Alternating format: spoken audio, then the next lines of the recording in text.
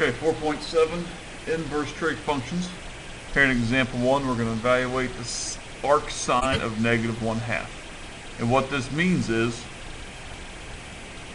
what angle has a sine equal to negative 1/2? That is the trick. Well, first of all, for sine to be negative, it would have to be quadrant 3 or 4. And since arc sine answers are between negative pi over 2 and positive pi over 2, we're going to look for a fourth quadrant angle that has a sine of negative 1/2. So what I like to do is draw a little triangle. There's theta, the angle we're looking for. Sine is opposite negative 1 over adjacent 2. We know that these are 1, 2, square root 3 triangles. Opposite to one side is 30 degrees, or negative pi over 6. Negative because we're in the fourth quadrant. We had to go down to get to it. And so the answer is negative pi over 6. Okay, this right here, this sine to the negative first power, also means arc sine. So we want to know what angle has a sine equal to square root 3 over 2. So we're looking for an angle theta.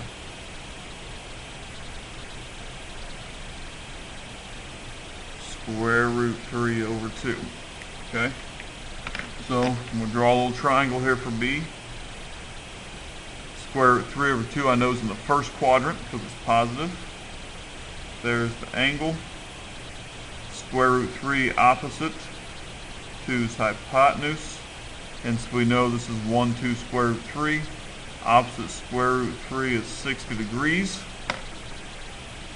which is also the same thing as pi over 3. So the answer in degrees is 60. The answer in radians is pi over 3. The third one is what triangle or what angle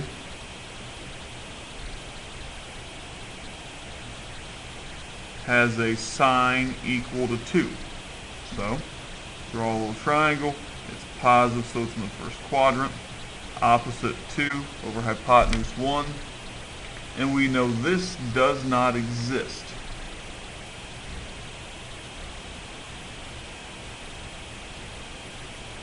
There is no such angle.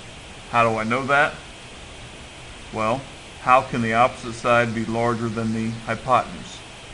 The other thing we have to realize is that sine has a domain, arc sine. The domain of the arc sine is between negative 1 and positive 1, so I can only find arc sine values that fall in between negative 1 and positive 1. So the arc sine of 2 does not exist. Okay, I want you to try a couple on your own here. Number 5 out of the book. It asks you to find the arc sine of 1/2. And that's A. Part B wants you to find the arc sine of 0. See if you can figure those two out. Press pause and come back, see if you got them right.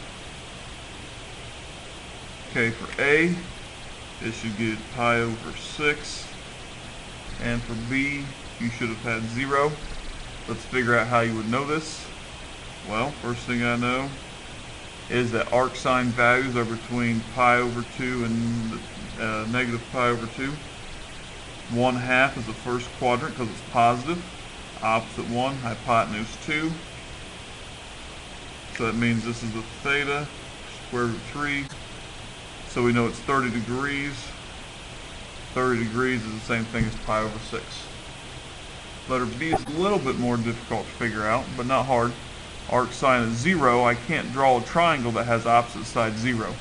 But we know that arc sine values are somewhere between pi over 2 and negative pi over 2. So no, no. We know that sine equals y. So where is the y 0 at? Well, right here at 1 comma 0, which is 0. We don't use 2 pi because 2 pi is not between pi over 2 and negative pi over 2. So that's how you get the answer of 0 for that one.